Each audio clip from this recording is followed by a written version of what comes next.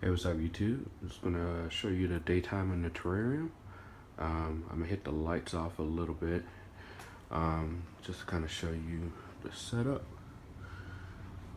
Right here I have my VE200. Pretty much keeps everything regulated in temperature. Part of my coaster sliders just in case I need to do any repairs or repairs actually.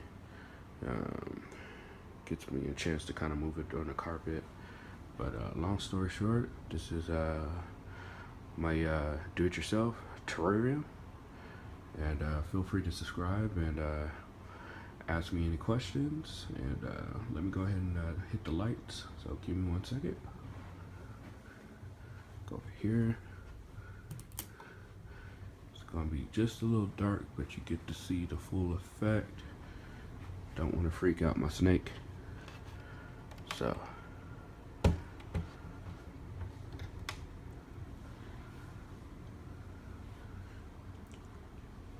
right now I got the humidifier going. Right now it kind of looks like a jungle, which is kind of what we envision when I say we, and me and my friend Justin kind of put everything together and organized. Now this is Star Wars based Ewok village, so you're gonna see a couple of familiar things and a couple of surprises which you won't be able to see with the fog. I'll cut the lights on in a little bit, but this will kind of give you a grand idea of a few little hiding spots and secret places inside the cabinet. So let me go ahead and cut on the light so you kind of get a good general idea what it looks like in the day.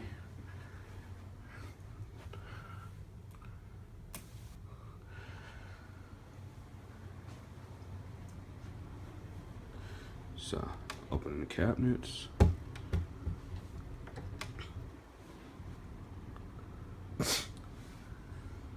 And boom, there it is. As you can see, it's a beauty. At the strip, a lot of the old paint that was on this cabinet, basically refurbished everything. Everything's self-contained in here.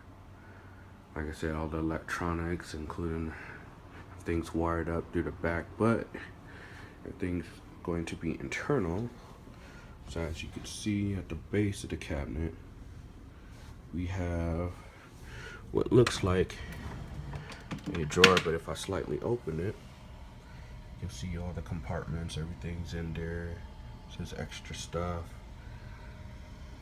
timer settings. I like to give them a little bit of daylight to kind of get the kind of tropical feeling. And so during the day, during dawn and through the late afternoon, it gets its daylight through the bulbs. And during when first couple hours of dark, it'll hit the LEDs, which will pop on, and then the LEDs will cut off after a while, and then the black light goes on. So there's a 3-phase lighting system. So daytime, showtime, I like to call it, with the LEDs, and then glow in the dark, and I guess with the black light. And then I guess there's a 4th one, which is pretty much glow in the dark. If everything's shut off, this whole entire thing will glow. So we made preparations to make sure nothing was non-toxic. It's a lot of hours making sure everything was sealed properly.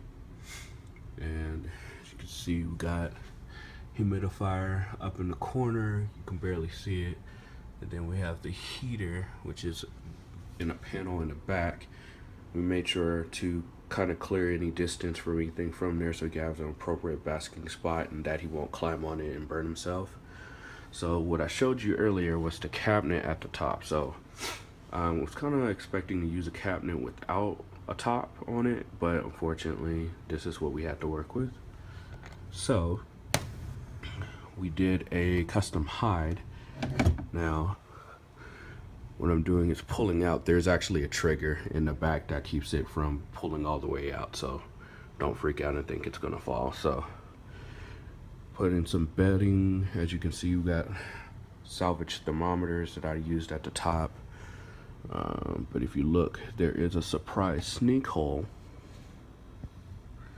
that you can kind of gauge and go through. And believe it or not, the first day I put him in here in the main body, I didn't think he was going to find it. And obviously pythons being very ball pythons being very acquisitive when they're young, he definitely found it. So he's in there kind of taking a nap right now. I fed him yesterday, so he's going to chill out probably until tonight. He's been very active lately since I put him in the new environment. Let's see if I can get a sneak peek of him. You in there? You're in there? Yeah. Probably pull it out just a little bit. Yeah, I won't bother you.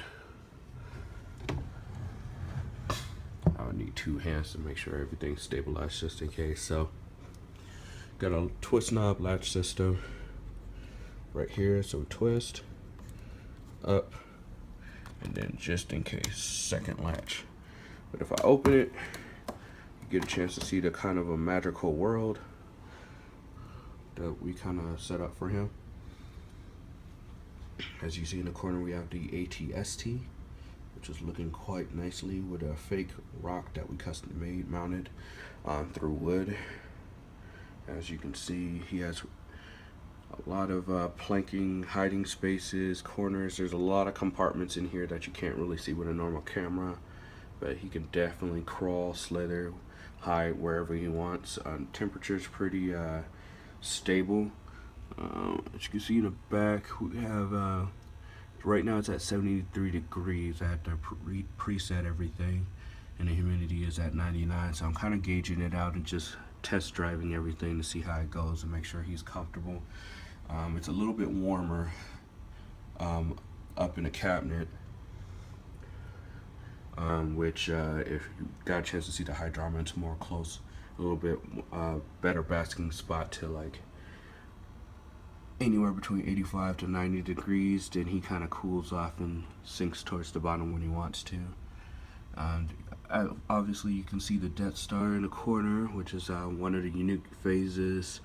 Of course there's painted on stars, but what's the unique thing at night, and I'll post a second video about this, this whole entire thing will light up Avatar style, including the Death Star, the ATST, palm branches, leaves, everything will kind of glow in the dark, different phases and colors.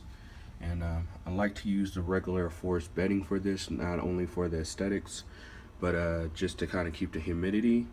And I love coconut fiber personally, because I believe it keeps the humidity, but it also stains and sinks all the fluids to kind of like the base. So a lot of times I have to constantly break it up. So I didn't want things to be too soaked, so wanted to use, I guess in my term, a little bit drier material.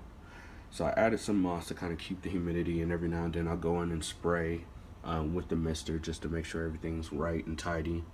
So you get a little bit of what I have built up in here as far as the compartments.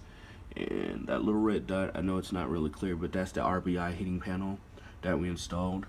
I know that the leaves look really close, but if I were to get an actual gauge distance and go in, we've actually moved things from it. So there's a clear space fill for about 4 inches that you can't really see from here, but we definitely didn't want anything to kind of get in its way or touch it.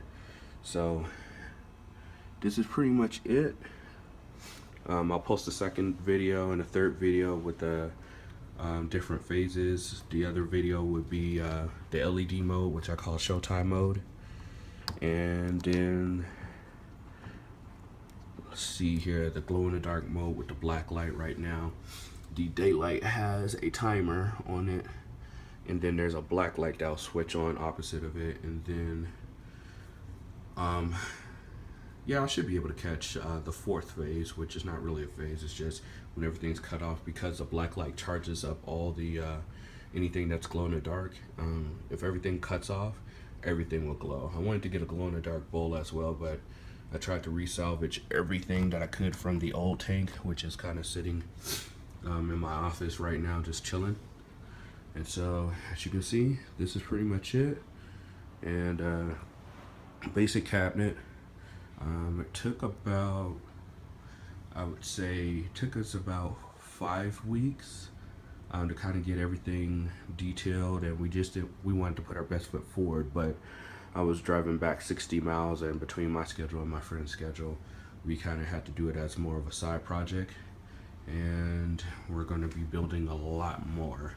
The next phase is actually, I'm just going to keep that secret. So have a couple of things that we kind of want to vary out, and definitely experiment with not only different types of cabinets but furniture, and make it really look really nice. And I'm thinking about doing some glow in the dark stencils on the outside that's kind of invisible, to where you can see either the Death Star or Darth Vader on the side, or just pretty much match the theme on the inside. So, but I really like it because people don't know that there's a snake in there. I mean, they're kind of curious about what's at the top, but they usually think that it's a clock or something. But it's really concealed, and if you're worried about ventilation, there are like giant, I would say, golf ball. No, not golf ball. I would say probably, yep, the size of baseball.